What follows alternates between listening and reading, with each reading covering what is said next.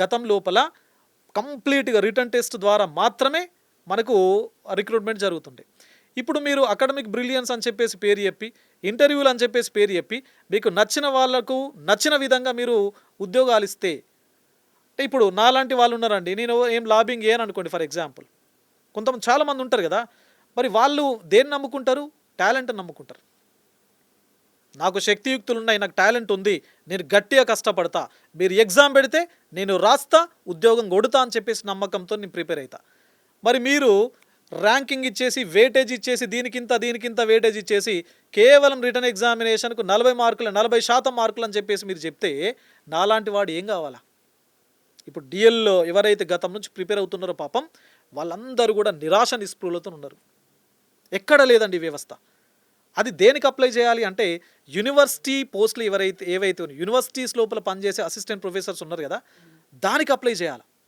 Unfortunately ఈ degree college వ్యవస్థ లోపల కూడా గతం లోపల డిగ్రీ కాలేజ్ లెక్చరర్స్ అనేవాళ్ళు యూజీసీ నామ్స్ ప్రకారం వారి యొక్క నామెన్క్లేచర్ను మార్చి డిగ్రీ కాలేజ్ లెక్చరర్ నుంచి వారిని అసిస్టెంట్ ప్రొఫెసర్ అంటున్నారు. ఇప్పుడు అసిస్టెంట్ ప్రొఫెసర్ యూనివర్సిటీలో వాళ్ళని అంటారు, డిగ్రీ కాలేజ్ లెక్చరర్లను కూడా అసిస్టెంట్ ప్రొఫెసర్స్ అంటారు.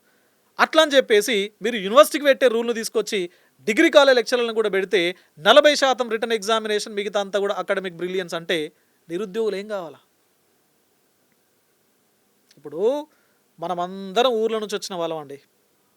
గ్రామీణ ప్రాంతాల్లో డిగ్రీ కాలేజీలో చదువుకున్నటువంటి ఒక విద్యార్థికి పాపం వాళ్ళ కష్ట సుఖాల్లో వాళ్ళు పని చేస్తే తప్ప వాళ్ళ పూట గడనటువంటి పరిస్థితుల్లో వాళ్ళు అసలు డిగ్రీ కాలేజీకి కొంతమంది పాపం పిల్లలు పని చేయాలి కదా, రెగ్యులర్గా వెళ్ళలేక 100% మార్కులు 60%, 50%, 70% వస్తుంది పేదవాళ్ళకి.